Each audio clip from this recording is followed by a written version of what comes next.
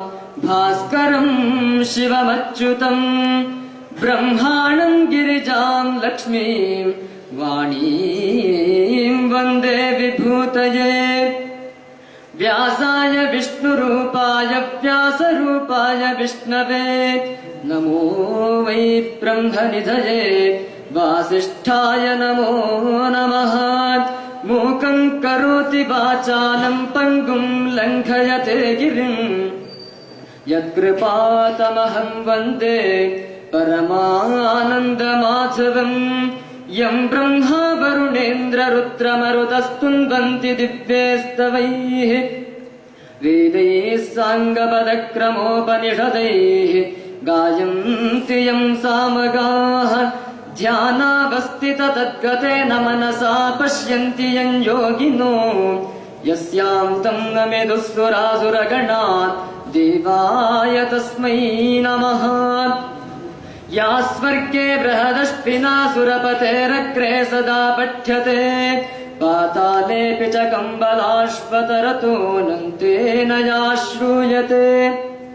ऋष्यग्रे बदरी वने प्रतिदिनं सूतेन या तन्यते सैषा पुण्यकथा यतामतिहरिप्रीत्यै मया कथ्यते। प्रह्लाद नारद पराशर पुण्डरीक व्यासाम्बरीश शुक शौनक भीष्मदाभ्यान् रुक्माङ्गदार्जुन वसिष्ठ विभीषणादीन् धन्यान् इमान् परम भागवतान् स्मरामि। स्वस्तिस्तु सताम् अशेष सन्मङ्गलानि भवन्तु वक्तुश्च श्रोतॄणाम् सम्यक् श्लोकैकपठन श्रवण मात्रेण निखिल कलिकृत कल्मषापनोदन पटुतरे श्रीमद्महाभागवत पुराणे अद्य कथा प्रसक्तिः। यं प्रव्रजन्तमनुपेतमपेतकृत्यं द्वैपायनो विरह कातर आजुहाव पुत्रेति तन्मयतयातरवोऽभिनेदुः तं सर्वभूतहृदयं मुनिमानतोऽस्मि।